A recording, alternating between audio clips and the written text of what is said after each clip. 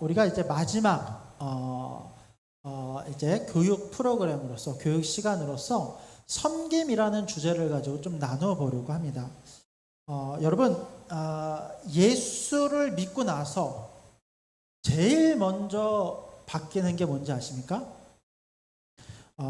우리가 이제 다 예수를 잘 믿습니다. 잘 믿고 열심히 신앙생활을 합니다. 근데 예수를 믿는 사람은 반드시 내 삶에 큰 변화가 한 번 있어요. 그러니까 만약에 내가 예수를 믿고도 이전이나 지금이나 똑같다라고 한다면 내가 예수 잘못 믿고 있는 거예요. 반드시 예수 믿기 이전과 이후는요, 반드시 달라지게끔 되어 있어요. 그렇다면 뭐가 제일 달라질까요?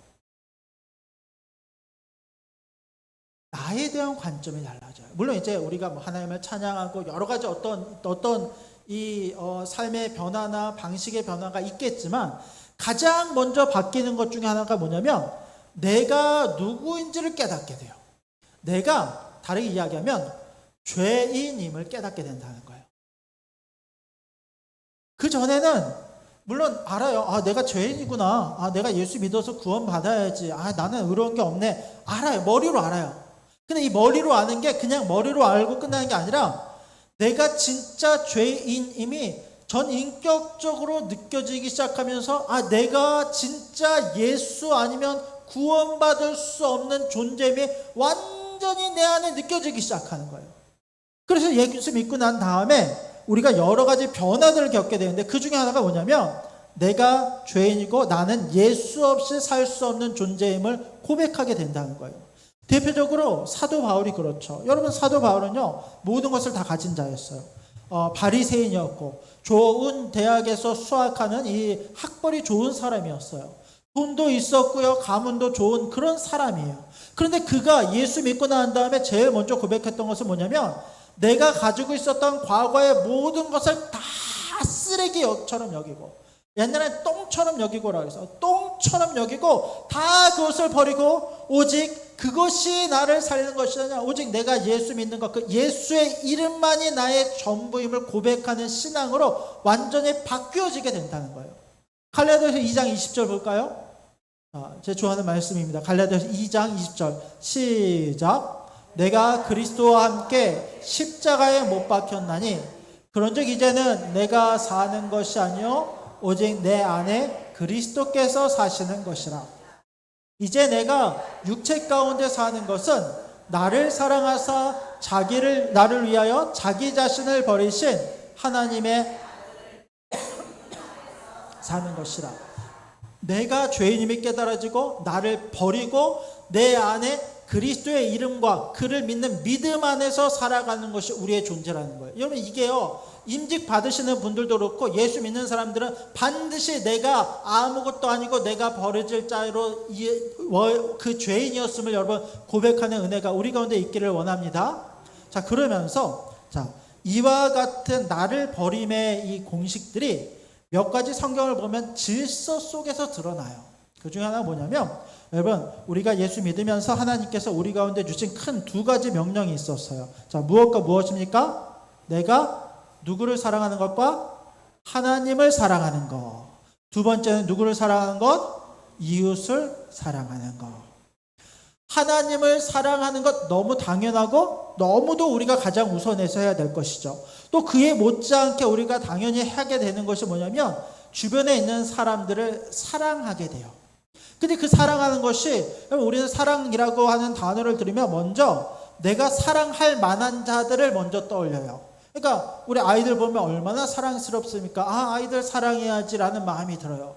또 우리 교회에서 열심히 헌신하시고 충성하시는 분들 보면 얼마나 이쁘고 아름답습니까? 자연스럽게 그와 같은 분들 사랑해야지라는 마음이 들어요. 근데 성경에서 말하는 사랑이라고 하는 단어는 내게 주어진 모든 사람들, 공동체 안에 심지어 내가 싫어하고 미워하는 사람들까지도 사랑하는 그 사랑이 우리 가운데 있어야 된다라고 말하는 거예요. 여러분 예수님께서 가룟 유다를 사랑하셨을까요? 사랑하지 않으셨을까요? 사랑하셨어요. 오늘 이따 살펴보겠지만 세족식의 자리에 가룟 유다가 있었어요. 예수님은요 이 세족식을요 가룟 유다에게도 똑같이 행합니다. 그러면서 우리가 몇 가지 사건을 알아요. 가룟 유다를 향해서 네가 이 땅에 태어나지 말았어야 될 사람, 뭐 이와 같은 표현들을 통해서 어떻게 예수님 저렇게 말씀하셔라고 생각할지 모르겠지만요. 마가복음인가요? 이 장면을 기록하면서 어떤 장면들이 나오냐면 예수님께서 가룟 유다에게 말씀하실 때에 아픈 마음을 부여잡고 그 아픔을 가지고 말씀을 하시는 거예요. 이 영혼마저 구원이 되고 이 영혼마다 하나님께 속한 자가 되었으면 하는 그 간절함으로 그 모든 사랑과 모든 역할들을 감당하신다는 거예요. 오늘 말씀을 보면 예수님께서 사람들을 사랑하세요. 제자들을 사랑하세요. 우리 1절 말씀 같이 한번 읽어볼까요? 자, 13절 1절입니다. 시작. 유월절 전에 예수께서 자기가 세상을 떠나 아버지께로 돌아가실 때가 이른 줄 아시고 세상에 있는 자기 사람들을 사랑하시되 끝까지 사랑하시니라. 자, 너무 그 제자들과 함께한 자들을 사랑하셨어요.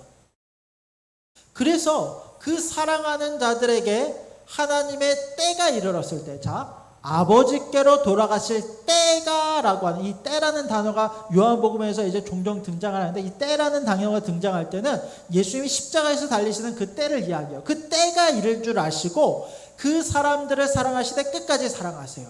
근데 그 사랑을 어떤 식으로 표현하시냐면 오늘 말씀에 섬김, 세족식을 행하심으로 그 사랑의 방식을 표현하신다는 거예요. 자, 6월절 최후의 만찬의 자리예요. 모든 이 제자들이 모여서 사람들이 모여서 음식을 마십니다. 그 떡을 떼고 포도주를 마시고 마지막 만찬의 자리를 보내요. 근데 그때 예수님께서 갑자기 자리에서 식사 중에 자리에서 일어나세요. 겉옷을 허리에 두르시고 겉옷을 벗으시고 한번 3절 말씀 볼까요? 3절입니다. 자, 4절입니다. 4절 시작. 저녁 잡수시던 자리에서 일어나 겉옷을 벗고 수건을 가져다가 허리에 두르시고 이거네요. 겉옷을 벗고 수건을 가져다가 허리에 두르셨어요. 그리고 5절을 보았더니 대야에 물을 떠서 제자들의 발을 씻으시고 그 두르신 수건으로 닦기를 시작하여. 저 언젠가 오늘 원래도 우리가 이 섬김의 이야기를 하면서 사실 말씀도 중요하지만 조금 더 이 말씀이 우리 성도님들한테 좀 직접적으로 다가왔으면 좋겠다 싶어서 세족식을 진행을 해볼까 고민을 좀 했었어요. 근데 좀 어려워하시는 경우들이 종종 있더라고요. 옛날 우리가 이제 중동의 문화권은 아니다 보니까 좀 낯설어하고 좀 불편해하실 수 있을 것 같아요. 근데 저 언젠가 서프라이즈를 꼭 한번 할 거예요. 세족식을 갑자기 할지 모르겠어요. 여러분 이제 항상 발 깨끗하게 씻으시고 다니시면 좋을 것 같아요. 갑자기 하게 될 수 있어요. 발을 갑자기 예수님이 일어서셔서 발을 씻겨주기 시작해요. 근데 여러분 중동에서 종종 발을 씻기는 일이 있기는 합니다. 근데 주로 이 일을 누가 하는지 압니까? 종들이 해요. 노예들이 합니다. 다른 어떤 사람들의 발을 그와 같은 방식으로 씻겨주는 일들을 종들이 하지만 이것도 흔한 일은 아니에요. 여러분 이제 그 당시에 이제 사람들은 신발을 신고 다닌 것은 아니고 샌들 같은 신발이었으니까 얼마나 모래바람에 이렇게 발이 지저분하고 하겠어요. 그러니까 집에 들어가면 늘 발 씻을 그 양동이가 그 문 앞에 있어요. 예수님이 첫 기적을 행하셨을 때 그 물동이가 있었던 것도 이제 그런 목적의 물동이가 되기도 하거든요. 그것을 가져다가 발을 씻고 들어가는데 보통은 자기가 자기 발을 씻어요. 근데 예수님께서 대야를 가져다가 그 물을 받아서 제자들의 발을 씻기기 시작해요. 같이 있던 사람들이 다 당황을 해요. 아니 무슨 예수님 이게 무슨 일입니까? 만류를 하는 거죠. 이런 일을 하지 마십시오. 예수님 어떤 분이신데 나에게 이런 일을 행하십니까? 근데 그런 제자들에게 예수님 뭐라고 말씀하시는지 아십니까? 내가 너의 발을 씻기지 않으면 너와 내가 상관이 없는 사람이다 라고 이야기하세요. 내가 다른 이들의 발을 씻김으로 내가 그 사람과 관계가 있는 사람이라는 거예요. 먼저 물론은 이제 하나님과 나와의 관계가 그와 같은 관계 속에서 이어짐이 첫 번째이고 또 두 번째는 우리가 주변 사람들과 발을 씻겨주는 관계로 연결되어져 있어야 된다는 거예요. 옷을 한번 보세요. 자, 발을 깨끗이 씻을 것 같습니까? 네, 다행입니다. 네, 옆 사람의 발을 씻겨주는 거. 뭐 이쁜 아이들만이 아니라 어른들, 나이 드신 분들, 또 어떤 남자분들, 여자분들, 또 내가 미워하고 싫어하는 사람이라고 할지라도 그 사람의 발을 씻겨주는 것이 우리 기독교인들의 모습이어야 된다라고 성경은 말씀해요. 그러면서 이것을 뭐라고 표현하시냐면 예수님께서 이것을 섬김이라고 표현해요. 섬김. 한번 말씀을 봅시다. 우리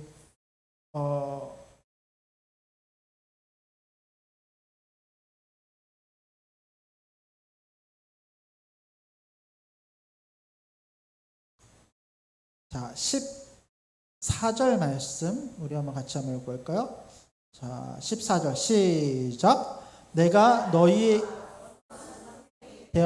발을 씻었으니 너희도 서로 발을 씻어주는 것이 옳으니라.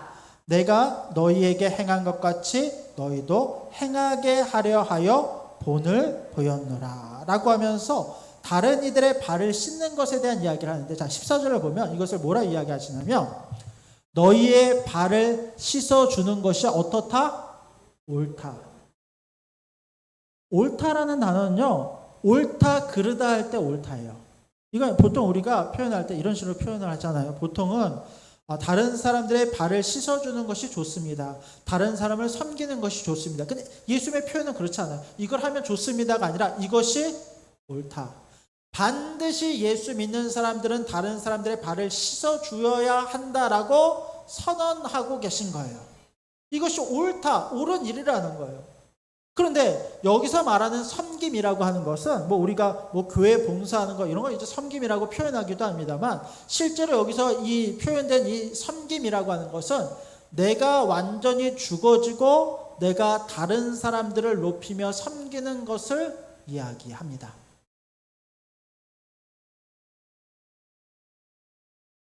보통 우리는 섬김이라고 하는 것도요, 보이기 위한 도구로 사용하는 경우들도 종종 있어요.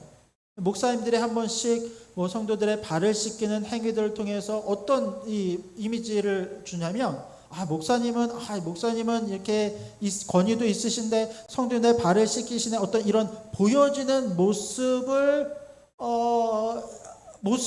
이렇게 보여지는 것이 다처럼 보여질 때도 있어. 그러니까 무슨 말이냐면 내가 나는 장로야, 나는 목사야. 그러니까 다른 사람을 섬기는 모습을 어느 정도 적당히 보여주고 거기서 나는 만족감을 얻고 안위감을 얻으면서 그래 나는 이렇게 섬겼어라고 이야기를 하는 것이 아니라, 내가 진짜 종이 되고 완전히 버려진 사람이 되어서 진짜 낮은 자가 되어서 다른 사람을 섬기는 것이 우리 가운데 반드시 필요하다라고 말씀하고 있다는 거예요.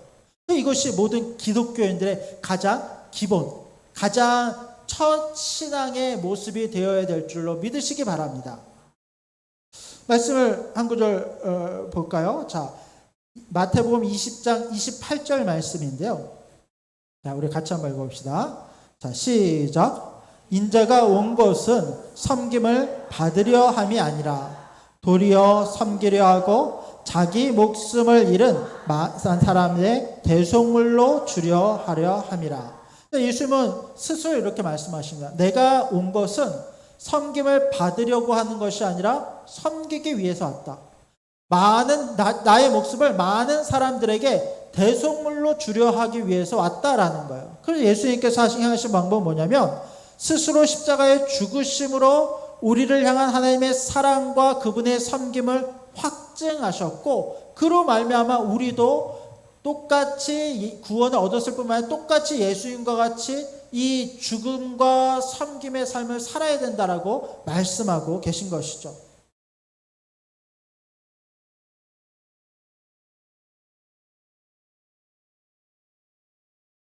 여러분, 이런 고백이 우리 안에 있기를 원합니다. 앞서 이야기했다시피 가룟 유다도 똑같이 하나님의 예수님의 섬김을 받습니다. 그는 택함을 받지 못한 자였어요.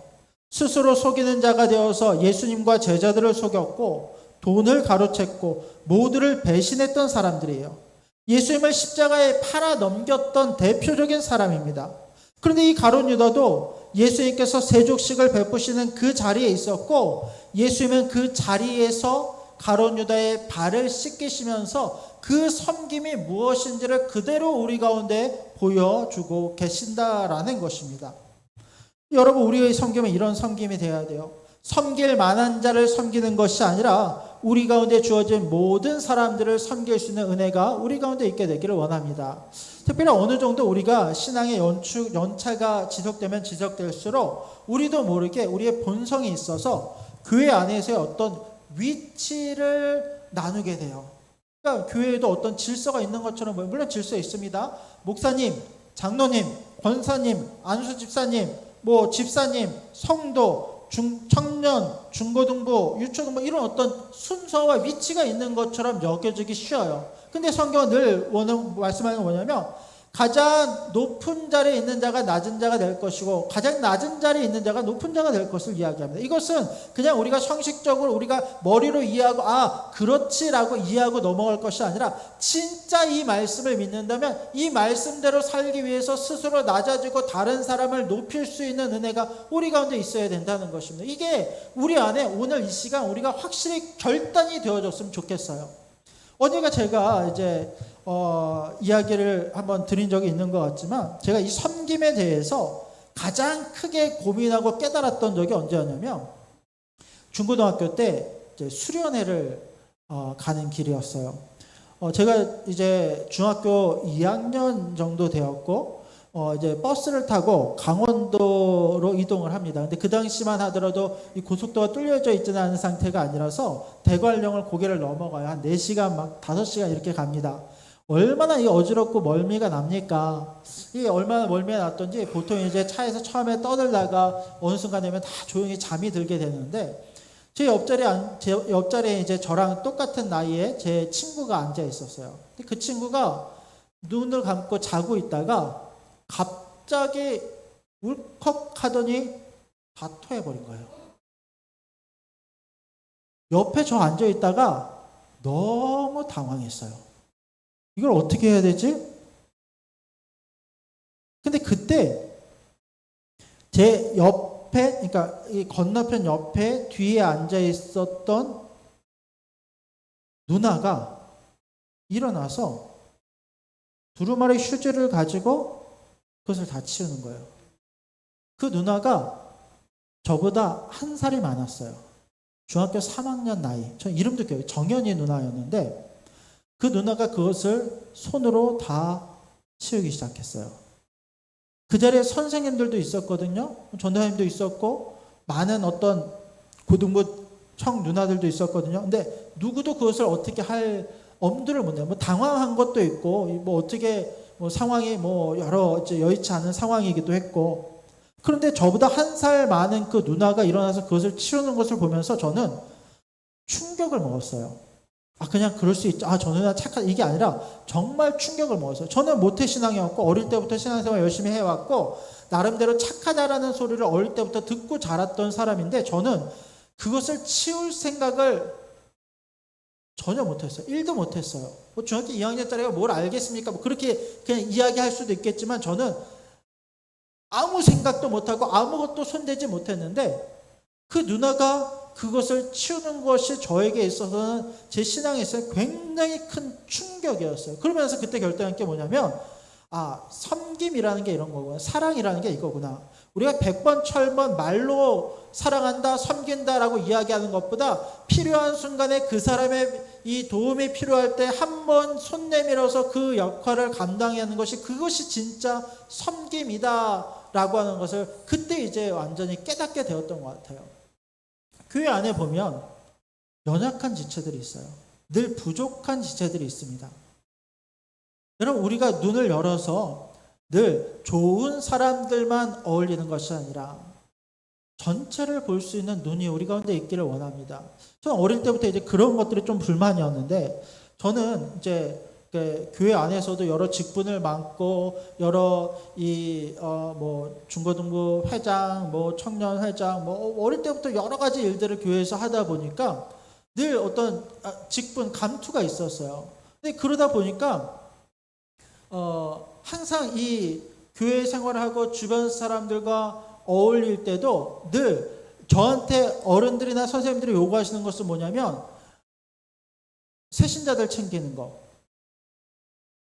이렇게 좀 따로 떨어져 있는 좀 어려운 친구, 아무도 놀지 않으려고 하는 친구들 챙기는 걸 항상 저한테 맡기시는 거예요.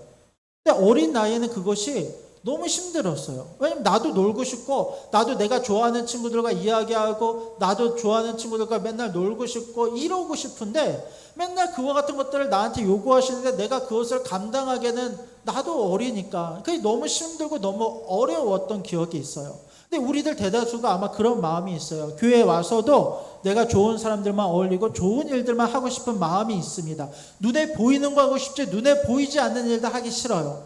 누가 이 쓰레기 하나 떨어져 있으면 내가 사람들이 볼 때는 주어도 사람들이 보지 않으면 아예 손대기 싫고 청소하는 사람들이 해주겠지, 누가 하겠지라고 생각하는 것이 어쩌면 우리의 모습일 수 있지만, 그러나 가장 이 작은 자 한 사람에게 행한 것이 우리가 예수님께 행한 것임을 기억하고, 그와 같은 소외된 사람들, 이 함께하지 않으려고 하는 사람들에게 눈이 미치고 마음이 미칠 수 있는 은혜가 우리 가운데 있었으면 좋겠어요. 특별히 직분자들은 그렇습니다. 항상 주변을 둘러서 함께 예배드리기 어려워하는 성도들을 여러분 말 한 번이라도 더 걸어주시고 함께 손 붙잡아 주시고 함께 해주시는 은혜가 우리 가운데 있었으면 좋겠습니다. 오늘 이제 낮에 새신자가 왔어요.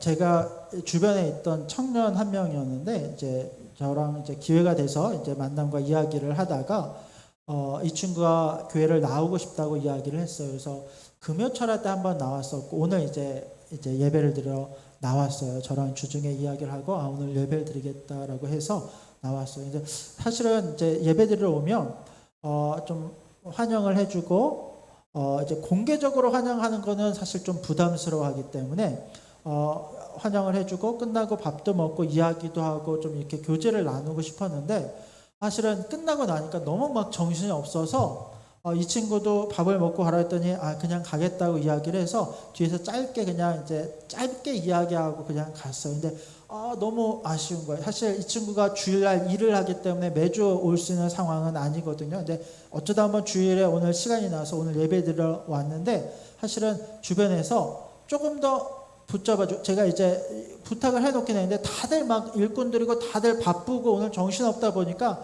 이게 순간 놓쳐버린 거예요. 그러니까 이제 끝나고 갔는데 사실 그게 너무너무 미안하고 좀 아쉬운 마음이 들더라고요. 이제 그런 경우는 사실 누가 먼저라고 할 것 없이 자연스럽게 여러분들이 대화를 해주시고 함께 이렇게 이야기를 좀 나눌 수 있었으면 좋겠다라는 생각이 들었어요. 앞으로도 마찬가지로 많은 기회들이 주어질 때 그런 눈과 마음이 우리 가운데 있었으면 좋겠어요. 누구가 아니라 내가 그런 일들을 할 수 있었으면 좋겠어요. 물론 새 가족 왔을 때 모든 걸 너무 구체적으로 한 번에 다 물어보거나 하진 않아야 돼요. 여러분 결혼했어요? 자녀 있어요? 이런 거 물어보면 돼요? 안 돼요? 안 돼요.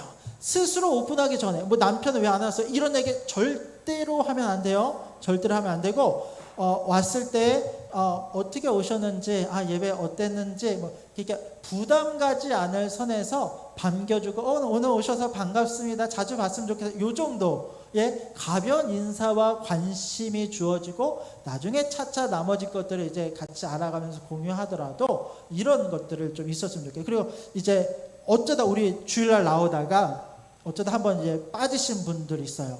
그러니까 뭐 어쩌다가 아니고 한 절반 정도를 빠지시고 가끔 출석하시는 분이 있다고 해요. 그러면 가서 이런 얘기는 안 하셔요. 왜 지난주 못 나오셨어요? 이런 얘기는 하지 마세요. 절대 하지 마시고, 나온 것에 대해서 오늘 얼굴 봐서 너무 기뻐, 이런 식으로 우리가 조금 화법이나 이런 어떤 친절을 하는 좀 요령도 필요합니다만, 이런 관계들이 자연스럽게 이 섬김과 사랑의 관계로 우리가 좀 열려져 있었으면 좋겠습니다.